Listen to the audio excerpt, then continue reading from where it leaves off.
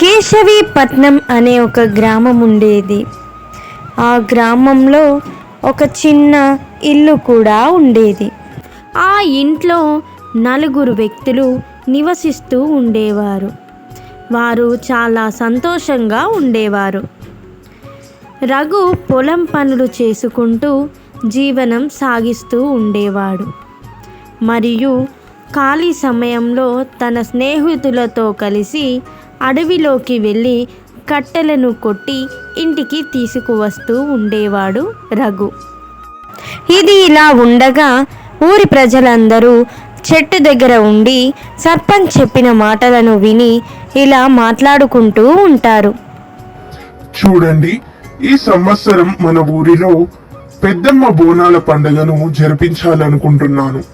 కాబట్టి మీరు అందరూ సక్రమంగా మీ మీ ఇండ్లల్లో బోనాలను తీసుకువచ్చి ఆ పెద్దమ్మ తల్లి దగ్గర సమర్పించండి అని చెప్పగానే రఘు ఇంటికి వెళ్ళి తన భార్యతో ఇలా మాట్లాడతాడు. చూడ జానకి, ఈ సంవత్సరం మన ఊరిలో పెద్దమ్మ బోనాల పండుగను నిర్వహిస్తున్నారు. అవునా అండి, చాలా రోజులకు మన ఊరిలో జాతర జరగబోతుంది. మనం కూడా పాల్గొని బోనాలు తీద్దామండి. మీరు ఆ కార్యక్రమం చూసుకోండి. అవును జానకి, జరగబోతుంది. నువ్వు కావలసిన ఏర్పాట్లు చెయ్యు జానకి. నాన్న, ఈ ఊరిలో మనము జాతర జరుపుకోవడం నేను పుట్టినప్పటి నుంచి ఇప్పుడే చూడటం. అవును నాన్న, నేను కూడా ఇప్పుడే చూడటం. ఎలా జరుగుతుందో నేను చూస్తాను నాన్న. ఖచ్చితంగా తల్లి, ఈ ఏడాది ఘనంగా జరుపుతానని సర్పంచ్ చెప్పారు. చూడండి పిల్లలు, మీరు ఎటువంటి హడావిడి చేయకండి, తినండి ముందు.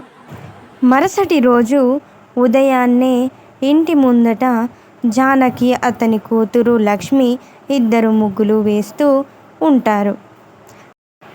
రఘు అతని కొడుకు ఇంటి ముందు తోరణాలు కట్టి ఇంటిని అలంకరిస్తారు. ఇంట్లోకి వెళ్ళి జానకి లక్ష్మి మంచి బోనాన్ని తయారు చేసి అమ్మవారికి సమర్పించుకుంటూ ఉంటారు. ఈ విధంగా తెచ్చిన బోనం అమ్మ పాదాల దగ్గర పెట్టి మోకాలు పైన కూర్చొని జానకి, రఘు, లక్ష్మీ, వంశీ ఇద్దరు అమ్మను వేడుకుంటూ ఉంటారు.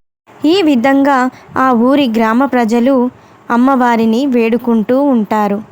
Thank you for watching this video. Please like, share and subscribe.